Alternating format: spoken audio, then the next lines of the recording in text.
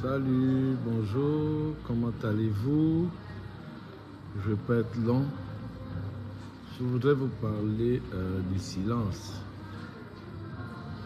Avant de parler du silence, je vais quand même évoquer un fait ou un concept qui est aujourd'hui d'actualité.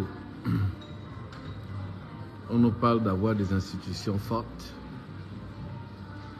Et je pense que c'est Barack Obama, pendant son dernier mandat, je crois ici en Afrique, était venu dire que l'Afrique a besoin des institutions fortes.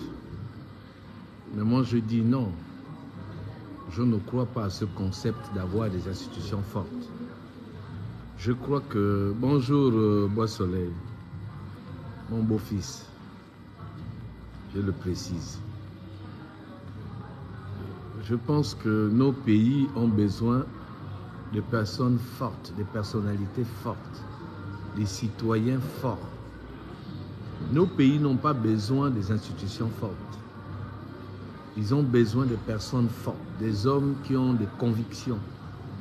À partir du moment où celui qui incarne, l'homme qui incarne les institutions est fort, les institutions fonctionneront dans le sens, dans la justice, dans un sens et dans la justice et pour le bien de tous. Donc, ce concept des institutions fortes, il est creux pour moi. Après analyse, après réflexion, je me rends compte que on peut avoir des institutions fortes, mais si on a des personnes faibles, si on a des personnes déficientes, ces institutions fortes deviennent aussi des institutions déficientes. Et donc, il faut des hommes forts pour incarner cette force et donner de la force à ces institutions afin que ces institutions soient des institutions pour le bien du peuple, pour le bien de la nation, pour le bien de l'État. Chaque institution est incarnée par un homme. Et à partir du moment où les hommes qui doivent incarner ces institutions sont déficients, ce n'est pas une injure, excusez-moi, ça va toujours nous freiner dans l'élan dans lequel nous nous sommes embarqués. Les hommes incarnent les institutions. Ce n'est pas le contraire. Parce que ceux qui font les institutions, ceux qui établissent ces institutions, ce sont les hommes. Et donc, par ricochet, nous avons besoin des hommes forts, des hommes qui ont un certain patriotisme, une certaine élévation spirituelle et patriotique pour incarner les institutions dans lesquelles ils vont être affectés ou ils vont être élus. La plus grande institution chez nous, c'est le président de la République.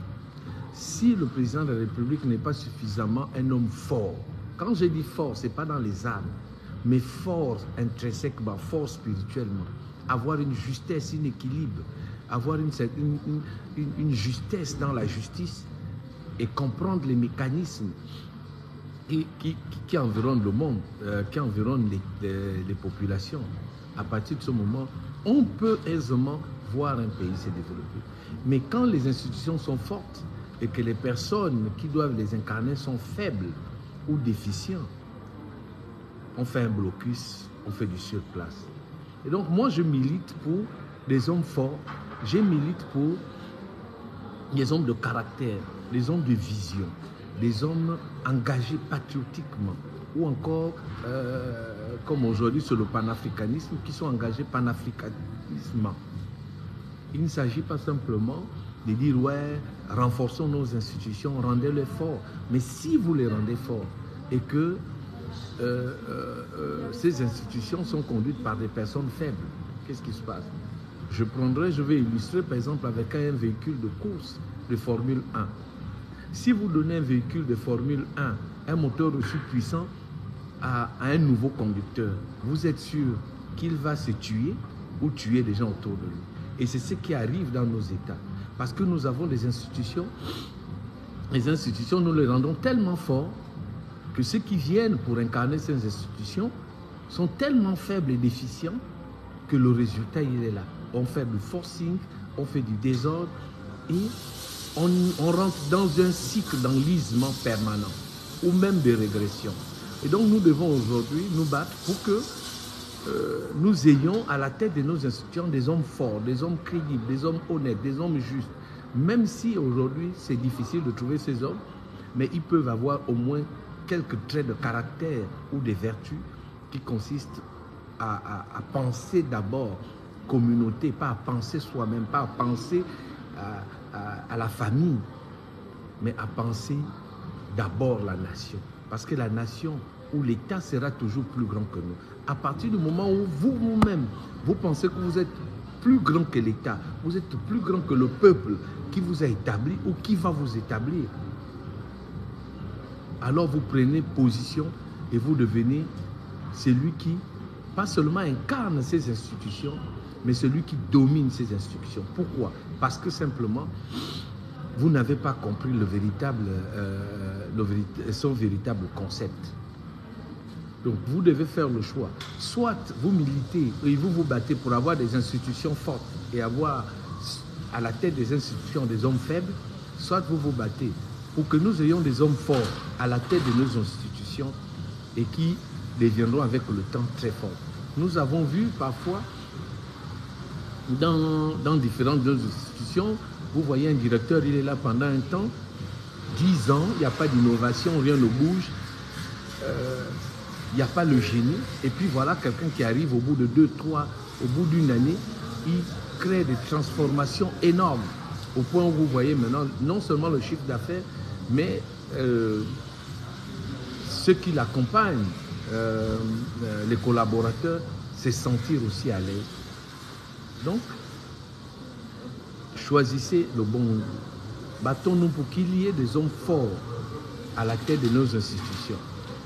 Mais par contre, ne faisons pas semblant de nous battre pour avoir des institutions fortes, pour ensuite avoir à la tête des institutions des hommes faibles et déficients qui vont encore nous traîner dans la boue.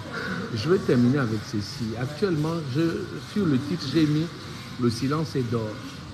Il y a une pression, une sorte d'omerta, donc la loi du silence qui s'est installée. Je ne sais pas si vous vivez ça, mais nous avons une pression énorme auprès de nos familles. Les gens sont inquiets pour moi. Je me rends même compte que les membres de ma famille sont beaucoup plus inquiets pour moi aujourd'hui que quand M. Ali Bongo était là. Je ne sais pas pourquoi ils ont ce sentiment-là. Je ne sais pas pourquoi ils ont ce sentiment-là. Mais il y a une pression énorme sur l'omerta, la loi du silence qui s'impose actuellement, une pression énorme autour de certains activistes. Je le dis parce que je discute avec certains, il y en a d'autres qui ont des pressions de papa, maman, des frères, des sœurs et tout, une pression énorme. Parfois même des gens avec qui nous avons marché pendant des années, avec qui nous avons lutté les 14 dernières années contre le régime d'Ali Bongo. Il y en a certains qui disent, oui, Aimé, tu parles un peu trop, il faut te taire, il faut te calmer. On veut me réduire au silence. C'est une pression énorme et parfois, ce sont des gens qu'on affectionne énormément, des gens avec qui on partage, mais excusez-moi, là ça a commencé encore, les coups de fil, des gens avec qui on partage, mais véritablement des valeurs, des choses énormes que nous partageons. Mais quand ils arrivent, ils disent, ben, Aimé, pense à ta famille. Oui, je ne suis pas plus en risque que quand M. Ali Bongo était là. Et qu'Ali Bongo pouvait se permettre de prendre des gens pour venir nous agresser ici. Et qu'il a utilisé toutes sortes de méthodes pour pouvoir nous réduire au silence. Aujourd'hui, ce sont nos familles. Je ne sais d'où cette peur vient de vouloir réduire certains d'entre nous au silence, en utilisant parfois le trafic, une sorte comment je vais dire ça, de pièges émotionnels, des pièges affectifs. On veut nous réduire, on veut me réduire au silence, on veut réduire beaucoup d'entre nous au silence en disant ouais, il faut arrêter, aimer, voilà, le trafic d'influence, essayer de nous faire comprendre que nous pouvons passer à autre chose. Chantage affectif, merci, et émotionnel, merci Leïla. Le chantage affectif et émotionnel, vous voyez, c'est un peu ça parfois les aléas du live. quand on ne l'a pas préparé. Et ça me mine, ça me rend triste tout au fond de moi. Parce que je suis l'une des personnes qui ne fait pas de live tout le temps, tout le temps, tout le temps. Quand je fais un live, c'est que je trouvais la nécessité de faire ce live-là. Mais aujourd'hui, c'est difficile. C'est difficile parce que même en faisant ce live, je me disais, qu'est-ce qu'ils vont dire? Des gens qui m'aiment, qui m'affectionnent, des gens qui sont autour de moi. Des grands frères, des petits frères, des amis, des oncles, des amis de longue date, de 40 ans d'amitié, parfois même. Ils disent, ouais, mais il faut faire profil bas, il ne faut plus parler, il ne faut plus rien dire, parce que voilà, c'est la norme actuellement, il faut laisser les choses se faire. Tu ne vas pas changer ce pays. Ce n'est pas le but pour moi. Moi, je crois en quelque chose, je crois en l'humain. Je ne dis pas que je crois en tous les humains, mais je crois en l'humain. Que l'humain a cette faculté d'être foncièrement méchant, mais je crois aussi à l'humain qui peut être aussi foncièrement bon. Et que nous devons toucher l'humain.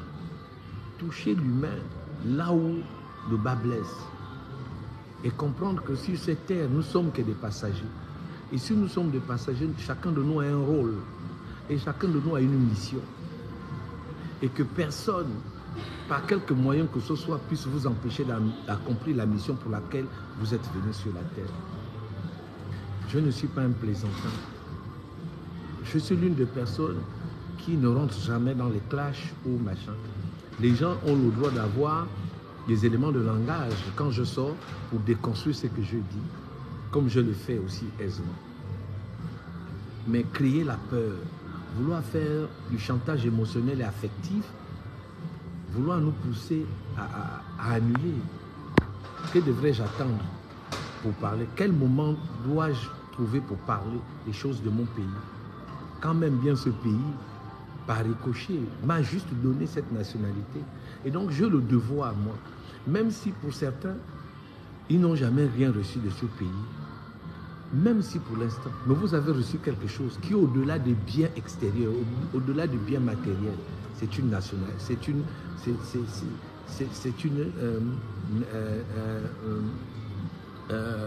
une condition. Cette condition, c'est la naturalisation. Cette condition, c'est le fait que vous soyez Gabonais. Qu'importe là où vous irez dans le monde, on vous demandera toujours quelles sont vos origines. Et les gens chercheront toujours l'histoire de votre pays. Et il faudrait qu'à un moment donné, quand quelqu'un ira chercher l'histoire de votre pays, puisse voir votre nom s'afficher. Dans 10, dans 15, dans 50 ans, dans 60 ans. Et donc, nous avons cette responsabilité de nous défendre notre pays. Contre qui? Contre tous ceux qui veulent l'amener dans l'enlisement. Et donc, c'est vraiment avec un sentiment de lourdeur que je parle là. J'ai vu qu'il y a mon frère, Franck Biziki, qui disait qu'il se retire parce que c'est vrai, ça a été un peu trop chaud ces derniers temps-ci. Que ceux qui pensent que parce qu'il se retire et qu'il a fui, ou bien qu'il a peur de quelqu'un, non, dans notre famille, on n'a pas peur des gens. Parfois même, nous arrivons à nous asseoir avec Dieu et contester. Et dire ça, Dieu, je ne suis pas d'accord. Nous avons ce droit-là, parce qu'il est le père de tout le monde. Et un père, c'est quelqu'un qui écoute ses enfants. Un père, c'est parfois quelqu'un, c'est quelqu'un qu'il faut contredire. Et même moi, il m'arrive de contredire Dieu, de ne pas être en accord avec ce que j'ai entendu, ce que je dois vivre dans mon expérience spirituelle. Voilà. Donc, Franck n'est pas parti parce qu'il est attaqué, parce qu'il a un problème avec quelqu'un. Mais il y a une sorte d'omerta. Il ne faut pas qu'il parle, il ne faut pas que je parle, il ne faut pas que beaucoup Bob parle. Parce qu'on est dans une transition et qu'on veut avoir un mutisme et que certains peuvent se déclarer des voix autorisées au point de parler et les autres n'ont pas le droit de parler, au point d'aller attaquer l'intimité des gens. Mais ce n'est pas grave. Ce n'est pas grave. Ceux qui ont exercé cette méthode-là hier, nous connaissons où ils sont. Nous connaissons exactement où ils sont. Mais nous, aujourd'hui, moi particulièrement aujourd'hui, c'est vraiment avec l'amour au cœur que je vous parle là. C'est très dur, c'est très lourd parce que les gens qu'on aime, qu'on estime, les gens qui nous aiment, qui nous donnent de l'affection, qui ont été toujours là autour de nous, qui sont là avec nous, puissent te dire ouais mais tu parles un peu trop, faut arrêter de parler. C'est dur, c'est chantage. C'est pas seulement du chantage, mais c'est comme une sorte d'obligation quoi, de nous réduire ou de réduire ce que je pense. Moi, je suis un être pensant. Je suis un être pensant. Je n'ai fait que ça toute ma vie, penser. Et ce que je pense, j'essaie de le traduire. Je ne suis jamais venu avec un message sur les réseaux sociaux, depuis que je suis dans les réseaux sociaux, avec un message de haine, de aide-moi à haïr un tel, aide-moi à détruire l'honorabilité d'un tel ou d'un tel. J'ai été toujours dans la justesse de mots. Mes lives ont été toujours dans le cadre de ne pas invectiver qui que ce soit. Et je ne viens pas toujours pour me justifier. Et en ce qui concerne les ennemis, c'est moi qui les choisis. J'estime que tel ou tel, je suis capable de me confronter à lui. Mais c'est comme ça la vie. C'est ainsi fait la vie. Parfois, il y a des gens qu'on côtoie pendant un temps. J'ai mis un message, la pensée du jour sur mon mur. Parfois, il y a des gens qu'on estime, des gens avec qui on a traversé, on a eu des intimités fortes dans les inbox qui aujourd'hui peuvent se permettre de vous manquer de respect alors qu'ils ne vous ont jamais vu des visu, alors qu'ils ne sont jamais rentrés dans votre intimité, dans votre nudité. Mais ils peuvent se permettre de vous manquer de respect. Et c'est sur cette base que les gens disent « Ouais, mais t'as vu tel, on l'a détruit, tel, on l'a détruit. Aimer, il faut que tu arrêtes de faire les lives, il faut que tu arrêtes de parler. » C'est vrai. C'est vrai que la toile chauffe, c'est vrai qu'il y a beaucoup de médisance, il y a beaucoup de méchanceté, il y a beaucoup d'hypocrisie, il y a beaucoup de fourberie. Mais c'est ça l'homme. On découvre le cœur d'un homme par son activité quotidienne. Comment il se comporte avec les autres. Si moi aujourd'hui, je suis mis à l'échafaud, demain, toi qui me regardes, ça va être ton tour. Après-demain, ça va être ton tour. Pour un petit commentaire, pour un petit like, vous risquez même de perdre votre intégrité. Simplement parce que vous avez liké, simplement parce que vous avez partagé parfois juste un petit texte de quelqu'un. Et donc aujourd'hui, il y a mieux que ça. Nous devons cultiver, peut-être pas tout le monde, mais pour ceux qui ont encore une inclinaison vers le bien, vous devez cultiver toujours la bonté. Ne pas vous laisser impressionner par le mal, les gens qui aiment le mal, les gens qui aiment la destruction des autres. Je vous le dis, mes frères, vous ne pouvez pas donner ce que vous n'avez pas. Il suffit de regarder. Ne vous mettez pas des œillères. La méchanceté, c'est toujours au vu et au su de tout le monde. Mais nous savons qu'ils sont vaincus.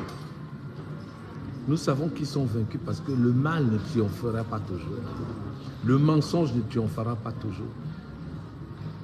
La Bible dit que la lumière fait reculer les ténèbres. Les ténèbres vont reculer dans leurs confins le plus absurde. Et c'est ça le mystère de la vie. Quand on lit Genèse 1, la Bible nous dit que la terre était informe et vide. Il y avait les ténèbres sur toute la surface de la vie. Il dit le Saint-Esprit, l'Esprit, donc la pensée germait déjà au-dessus des ténèbres. Et quand la lumière est arrivée, les ténèbres ont reculé. Et c'est l'homme qui a la capacité de faire reculer l'obscurantisme, la fourberie, la tromperie, la traîtrise.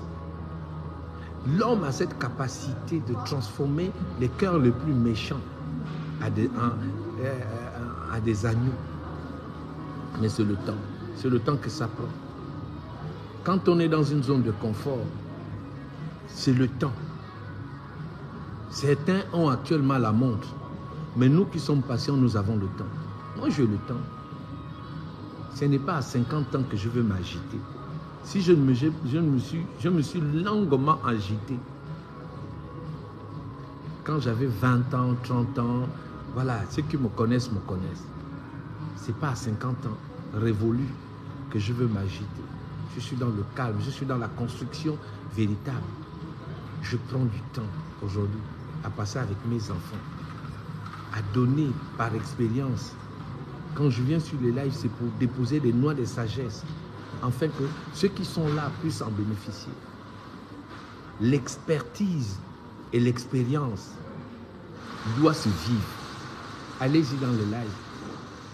Quand vous allez dans les lives, qu'est-ce que vous en tirez? Et ce qui m'étonne aujourd'hui, c'est que nous, les Africains, principalement les Gabonais, nous sommes friands quand il faut rentrer dans la méchanceté. Quand on doit faire la promotion de la méchanceté, de l'hypocrisie, de la tromperie et de la corruption. Un pays s'est bâti sur la justice, l'équité. Un pays ne se construit pas sur la duplicité, sur le mensonge. Un pays ne se construit pas sur ces bases. Alors cette loi de l'omerta, donc la loi du silence, qui s'impose de jour en jour au milieu de certains d'entre nous, je voudrais vous encourager de ne pas vous laisser impressionner, de ne pas vous laisser abattre, de ne pas céder à cette loi d'omerta. On veut vous faire taire. Pour quelle raison? Est-ce que quand vous avez commencé à parler, avez-vous eu l'autorisation de qui que ce soit? Non. Parfois, certains vont accepter de tomber sur la loi du silence, donc l'omerta, parce que, de manière affective, et parce que parfois le respect va nous l'imposer. Oui, vous pouvez vous taire pour un temps, mais vous ne pouvez pas vous taire tout le temps. Vous avez quelque chose à apporter à cette génération. Vous avez quelque chose de grand à déposer. Votre empreinte doit être déposée. Tout le monde ne sera pas toujours d'accord avec vous. Et je suis conscient que même au travers de ce live, tout le monde ne sera pas d'accord avec moi. Mais ce n'est pas ce qui est important. Moi, ce n'est pas vous que je vise aujourd'hui. Ce que je donne comme loi de sagesse aujourd'hui va servir aux gens quand ils verront ce live dans 10 ans, dans 5 ans. Des gens qui ont une courte vision ont tendance à juger rapidement, sont facilement attachés à tout ce qui est stomacal, tout ce qui est au-dessus de la ceinture, la jouissance du moment. Mais la vision à long terme, tout le monde n'a pas cette capacité. J'ai appris quelque chose de mon père dans la foi, Mike Joktan, qui disait un jour, bonjour Christian, qui disait un jour que celui qui ne vise rien n'atteindra rien. Et parfois ce que vous visez est tellement lointain. Et quand vous le partagez parfois avec des gens simples d'esprit, des gens qui n'ont pas une vision, qui n'ont jamais une vision, ils ne vous comprennent pas. Ils disent non mais ce que tu vises là, non, tu es un blagueur. Si. À Abraham, il a été dit que compte les étoiles, aussi nombreux sera ta prospérité. Comment pouvons-nous compter les étoiles? Et quand Dieu disait ça à Abraham, était-ce pendant la journée ou pendant la nuit? Parce que les étoiles, ce sont des constellations qui restent en constance sur le ciel. Et si Dieu l'avait dit en pleine 13 heures où le soleil était à son firmament, comment Abraham pouvait-il compter les étoiles? La capacité de compter les étoiles est une capacité qui n'est pas donnée à tout le monde. Abraham n'était pas le seul à ce temps-là. Et Abraham est le père de toutes les postérités sur la terre. Parce que non seulement il a cru et accepté cette parole, mais il a regardé à l'intérieur l'immensité de postérité, les multitudes et les milliards de postérités qui étaient en lui. Et le résultat est là. Je ne sais pas ce que vous regardez. Je ne sais pas si vous avez souvent la capacité de vous représenter dans 10, dans 15 ans, quand vous agissez, quand vous dites ce que vous dites aujourd'hui. Quand vous posez des actes que vous posez maintenant, est-ce que vous mesurez les conséquences qu'il y aura sur des milliers de personnes parfois qui vous suivent? Ou bien parce que l'instant du moment ou le présent qui doit vous caractériser est essentiel pour vous. La vision est importante. Beaucoup parlent de vision, mais ne la comprennent pas. Et comme je parlais du concept des institutions fortes. Nous croyons qu'il nous faut des institutions fortes. Non. Nous avons besoin des hommes intègres. Nous avons des hommes d'équité.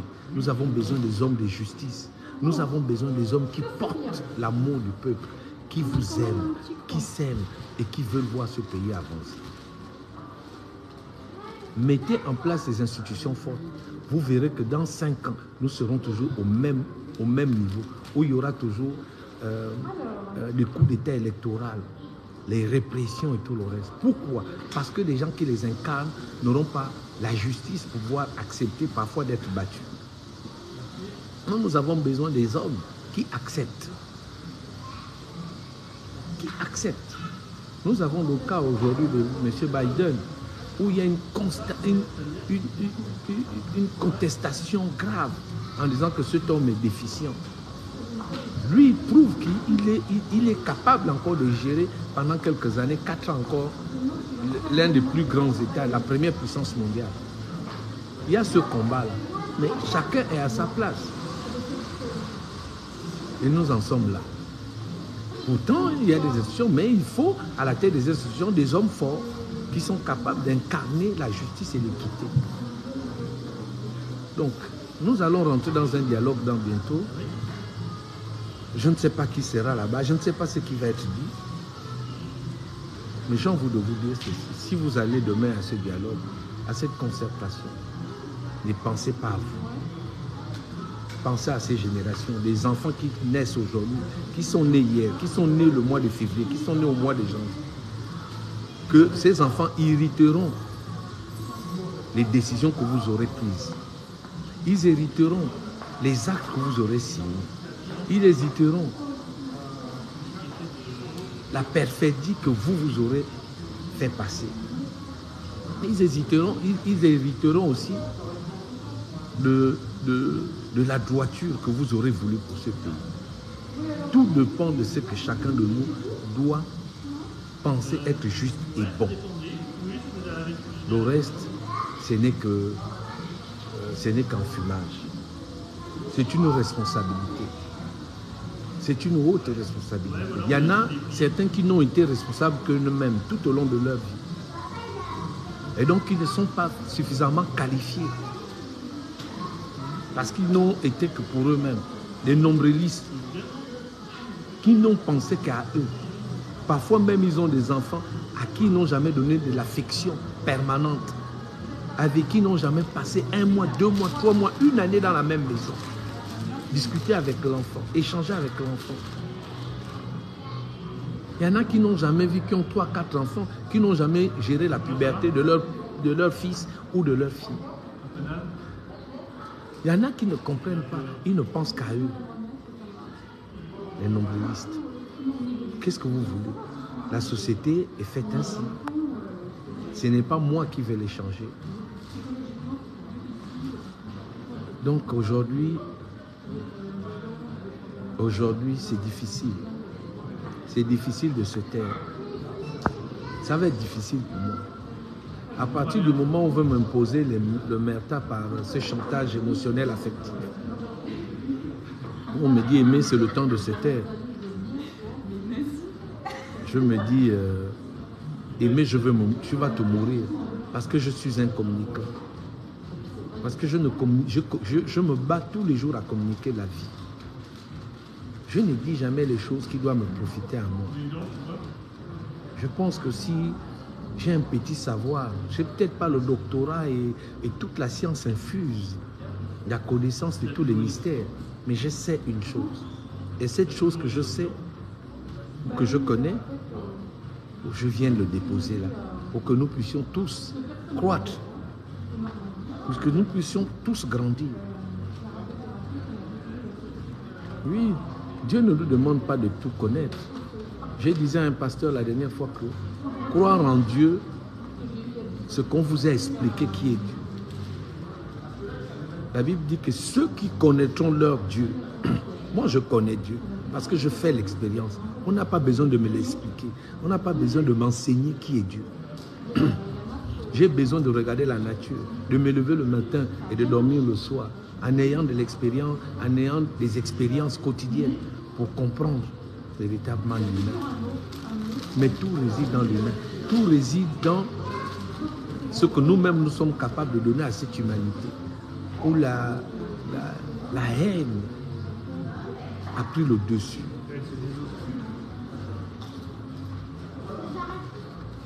L'omerta, la loi du silence. Devrais-je me taire?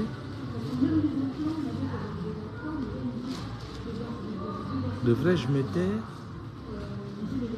Est-ce que je dois à un moment donné céder au silence? Pourtant, je ne parle pas beaucoup. Et la Bible dit, celui qui parle beaucoup ne manque pas de péché. Oui, c'est vrai que nous avons tous la nature pécheresse. Je parlerai de ce qui est essentiel, dorénavant.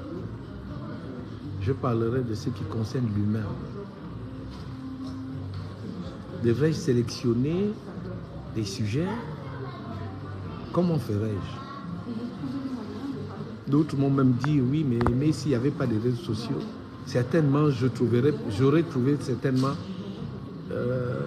une autre méthode ou un autre moyen de communication.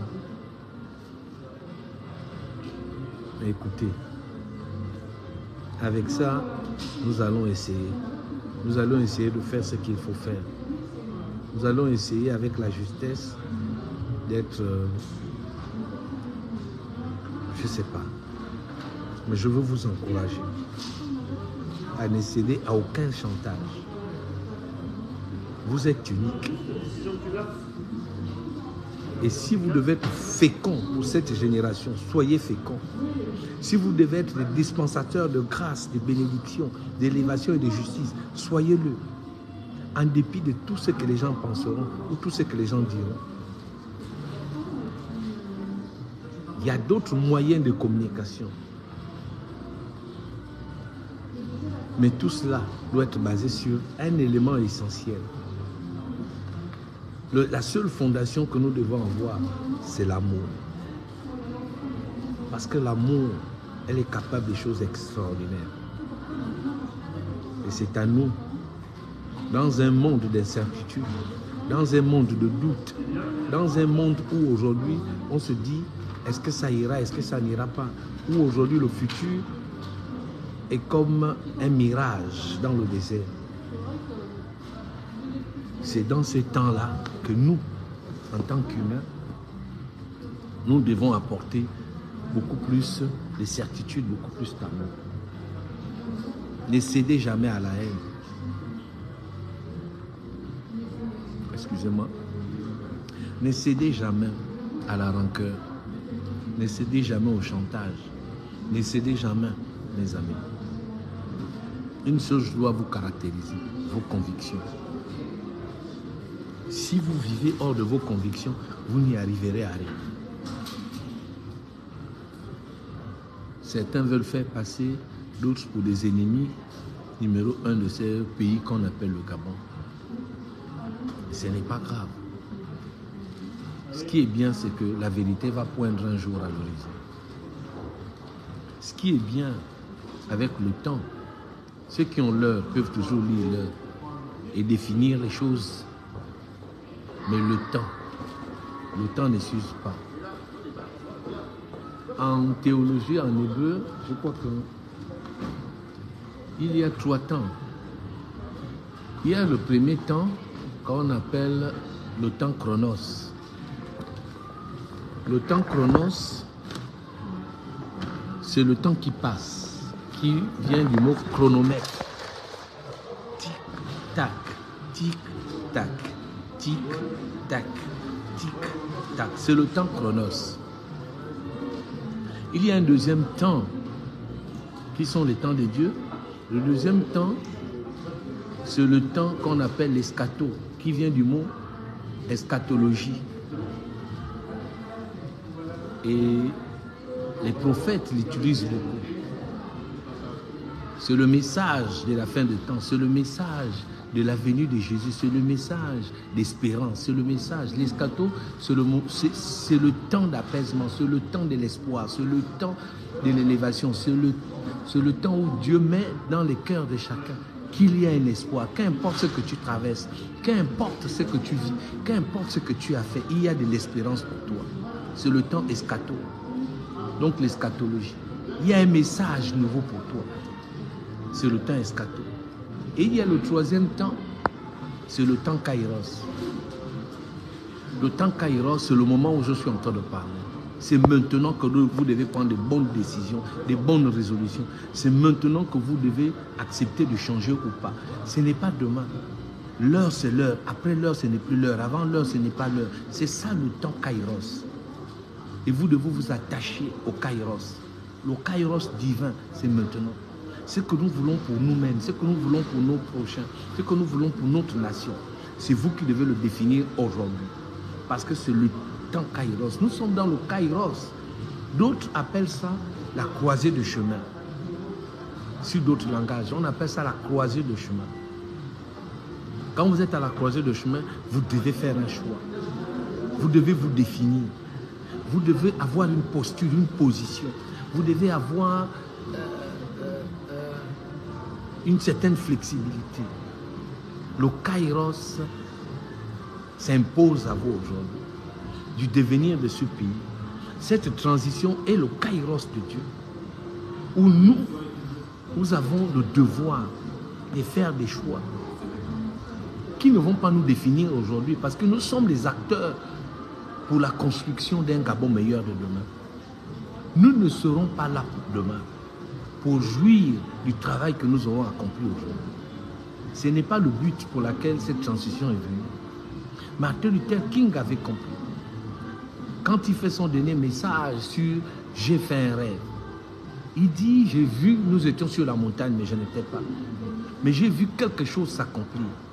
Et cette chose s'est accomplie, mais il n'était pas. » C'est cette vision que beaucoup de prophètes dans la Bible ont eue à propos de Canaan. La vision que Moïse avait de Canaan. Mais lui-même, il savait qu'il n'allait pas rentrer. Quand on nous dit oui, c'est à cause parce que simplement, il s'est arrogé de la gloire de Dieu en tapant sur le rocher que l'eau est jaillie. Non. Il y a des combats que vous allez mener où vous n'allez pas en jouir. Ne soyez pas ingrats. Faites-le. Assumez le combat. Assumez ce combat. Notre génération, nous n'allons pas vivre les bienfaits de la transformation de notre pays dans 10, dans 15 ans. Beaucoup ne seront pas là pour jouir ça. Mais faites-le pour les générations qui viennent. Faites-le parce que quand on parlera de ce pays, que votre nom soit cité. Je crois que c'est Daza, un pasteur, je crois en 2015, Daza, 2013, Daza, un pasteur sud-africain qui prêchait, qui disait, il y a une différence entre exister et vivre. Cette boîte peut exister, ce lieu où je suis existe. Il dit, Martin Luther King a existé, mais il vit dans chaque cœur des Américains, blanc ou noir, jaune ou bleu. Il existe à cause des œuvres qu'il a accomplies. Nelson Mandela a existé, il n'est plus de ce monde, mais il existe toujours, il vit toujours dans les cœurs. Parce que l'œuvre qu'il a accomplie est au-dessus de tout. Et il y a des membres comme ça, même dans nos familles, des gens qui ont existé, qui sont décédés depuis 15-20 ans, mais ils vivent toujours à cause des vertus, à cause des qualités. Faites le choix. Faites le choix d'être pas simplement des hommes qui vivent aujourd'hui, mais qui vont rester dans la pensée collective et éternelle de là où vous êtes, dans ce que vous avez fait, afin que vous existiez. Que vous existiez pour l'éternité. Ici en France, on a le système de canonisation, comme les papes ou d'autres, où des gens qu'on prend par leurs valeurs, on les met au Panthéon. Nous devons créer notre Panthéon. Même si les historiens d'aujourd'hui n'ont pas commencé à écrire, mais à un moment donné, ils vont écrire. Et quand ils écriront l'histoire de notre pays, avec toute la vérité, il y en a beaucoup qui seront extraits. J'aimerais que mes arrière-petits-enfants se souviennent de ce que j'ai fait pour mon pays.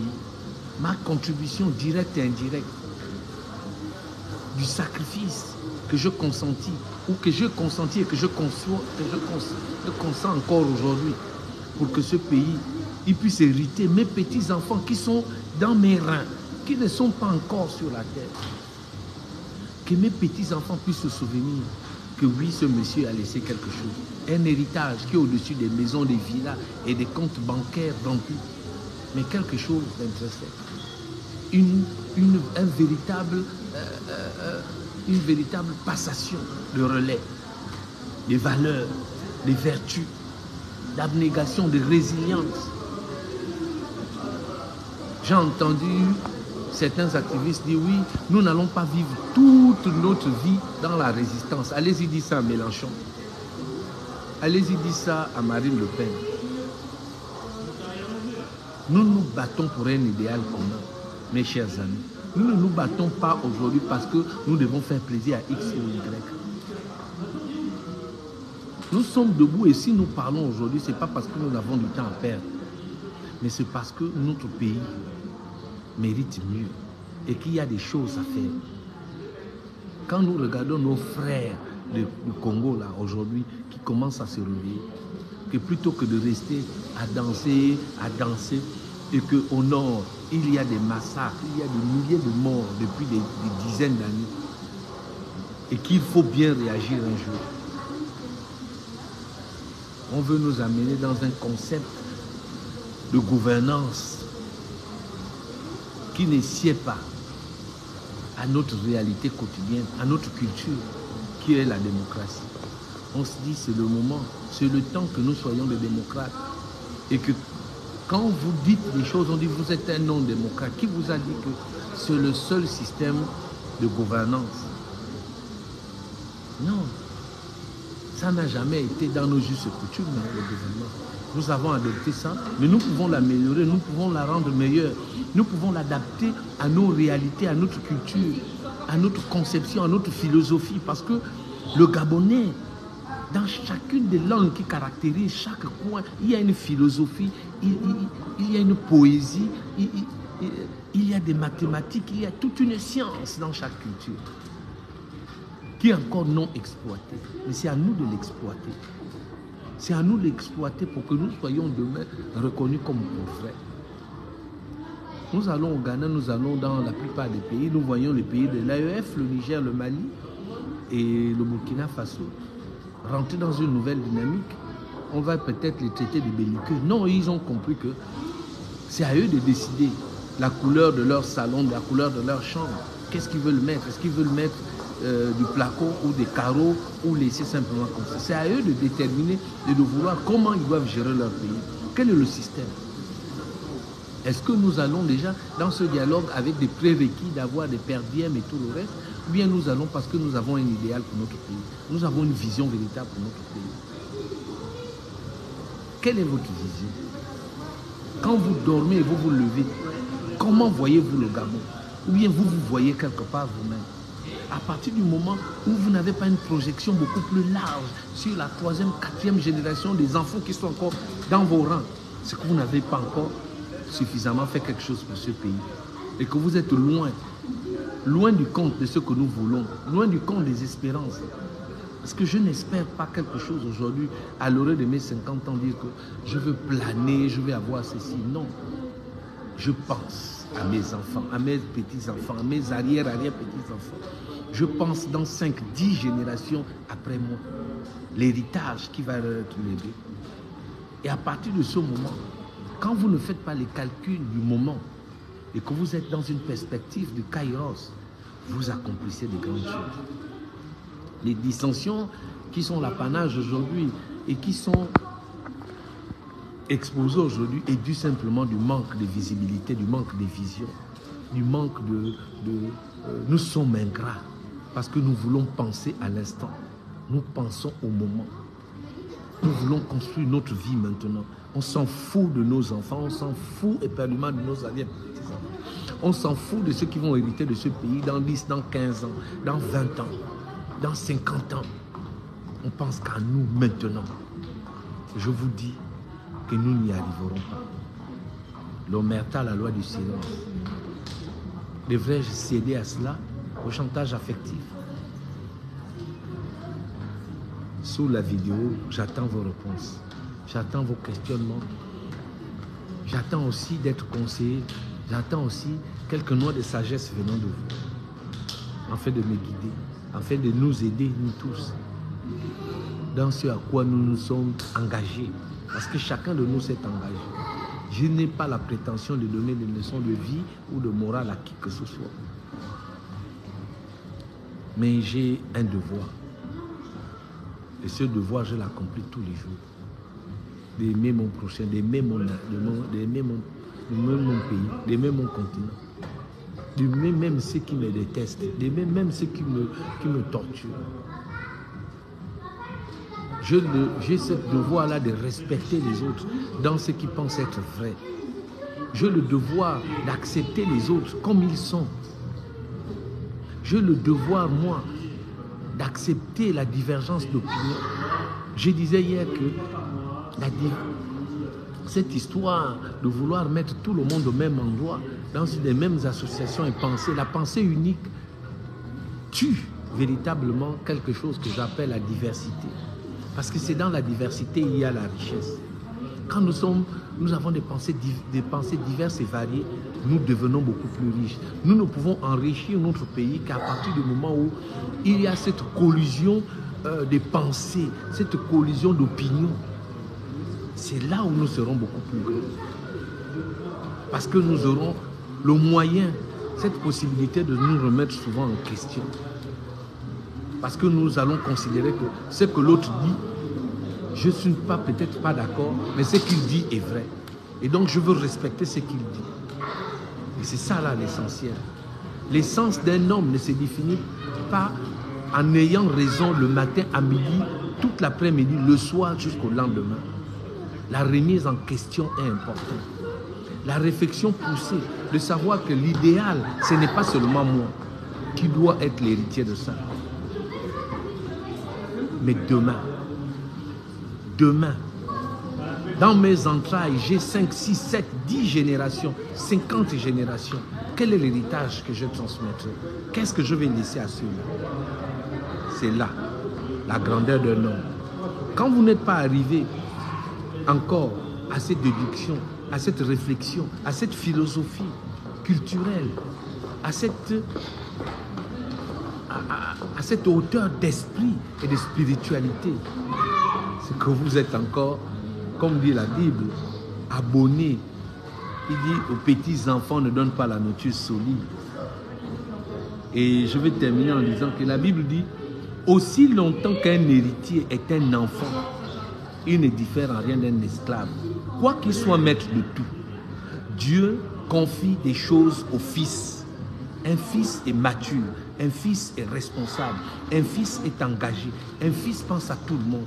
Mais un enfant, aussi longtemps qu'il a le réflexe d'un enfant, il ne diffère, un héritier ne diffère pas. Et même s'il est héritier de tout le Gabon, mais s'il est un enfant, il va être toujours sur tutelle là. Et quand on regarde nos pays, on se rend compte, et j'ai vu des gens dire qu'il faut que les Blancs reviennent pour nous gérer parce que nous ne sommes pas encore matures. Je suis d'accord, mais je suis aussi en désaccord. Non. Beaucoup veulent rester au stade d'enfants. Ils sont héritiers, mais c'est des enfants gâtés. C'est des enfants gâtés. Pardon. Et pour grandir, il faut qu'ils soient confrontés à la vérité. Il faut qu'ils soient confrontés à la vérité. Tant que vous mettez les œillères, tant que vous vous enfermez dans une sorte de complaisance personnelle et intellectuelle, vous n'y arrivez pas. Vous ne pourriez pas. Vous avez besoin d'être confronté. Vous avez besoin parfois d'être contesté. Ça va vous pousser dans vos derniers retranchements spirituels pour sortir quelque chose de bon et de bien pour vous. Vous ne serez jamais un dispensateur de grâce, de bénédiction, si jamais vous n'avez pas. Jésus lui-même, il a été contesté. Sur cette terre-là, beaucoup contestent Dieu. Ils nient même l'existence de Dieu.